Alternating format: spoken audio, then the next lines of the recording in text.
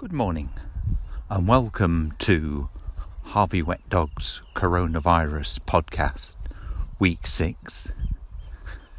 It's Friday the 1st of May. It's 8:15 in the morning. A bit of chill in the air, but it's blue sky, a beautiful morning. We're back out in the field walking Grace. And well, where are we in the crisis? We saw Boris Johnson take the daily press conference for the first time since his return from both a little bit of paternity leave and obviously having the illness himself. Still a little bit croaky, so I don't know who did his return to work assessment, but perhaps they were a little bit forgiving. But most importantly, we're told that next week he will set out our road map for relieving lockdown. I don't think we're going to totally come out of lockdown. We're now something like about 27,000 deaths across all areas, so that's hospitals and in the community.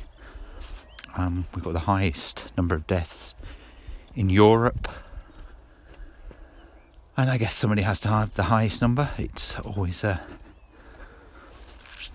sad when it's your country that it affects in that way, but we'll see what he sets out next week. Well, good morning and welcome back to part 2. Saturday the 2nd of May, another beautiful morning in England, in the UK. Sun is shining, the May blossoms out. It's a real picture. So where are we with coronavirus? Well, in the past week we've hit our 100,000 tests by the 30th of April. So that was a great success for the government. A little bit of controversy on how they achieved it. Some of the figures were for test kits that had been sent out, but according to the scientists, that was always the plan, so I've not double checked that, but anyway, I think it's a marvellous achievement and well done for the team that achieved that. And we're sort of in a little bit of limbo really, because next week the Prime Minister is going to give us the route map out of lockdown or to ease lockdown, and so we're waiting for that. And in the meantime, as I say, the sun is shining. People aren't really able to do a lot. A bit of sad news this week, perhaps inevitable, was that Blenheim horse trials are cancelled already, and they are in September. And I guess through all this time, that was, you have to pin your hope on certain things, and that was one thing I was pinning my hope on, thinking, well, at least we'll have Blenheim in September. But no, we won't now. And I think that's a sensible decision by BE. BE actually run Blenheim, although they do have a sponsor, but it is run by BE, and they probably just felt that it wasn't worth the financial risk that it would entail, and so they've wisely taken the decision to cancel it already. There's still talk of Burley going ahead. They've put off opening their box office. Again, I'm not an expert in these things, but I doubt it'll go ahead. It seems very difficult to believe the government will be allowing a mass gathering like that, sort of September time. But we wait and see, and at least they're keeping that bit of hope open. I think for me now, the only hope is Bicton in October. So we'll wait and see how that goes. Obviously all the Hartbury events are still on paper going ahead.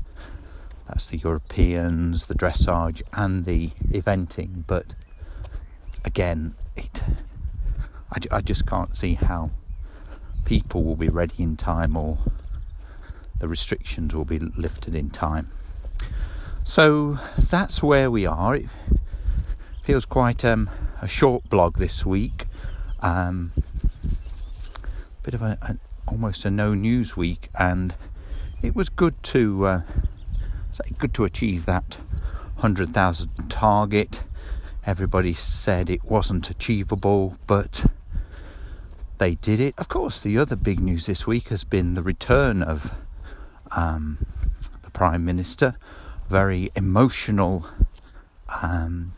presentation, speech outside Downing Street on his return on Monday morning.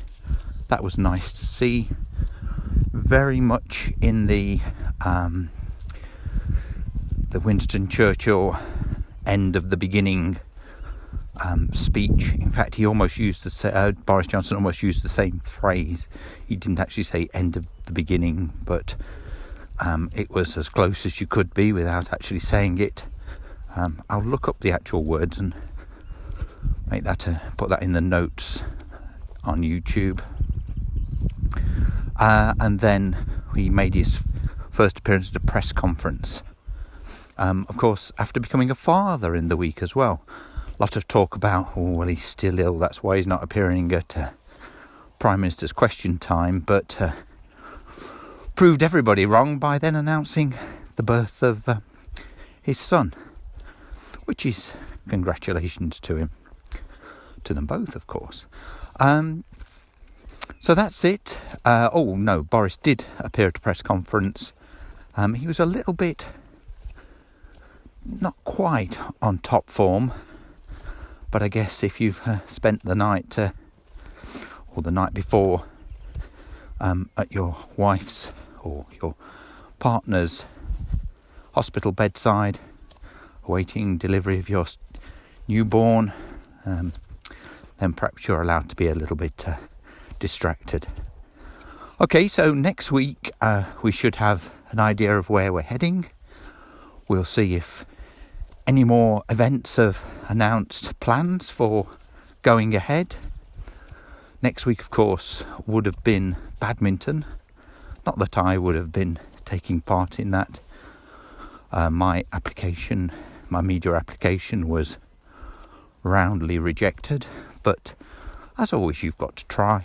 And we'll talk next week. Bye.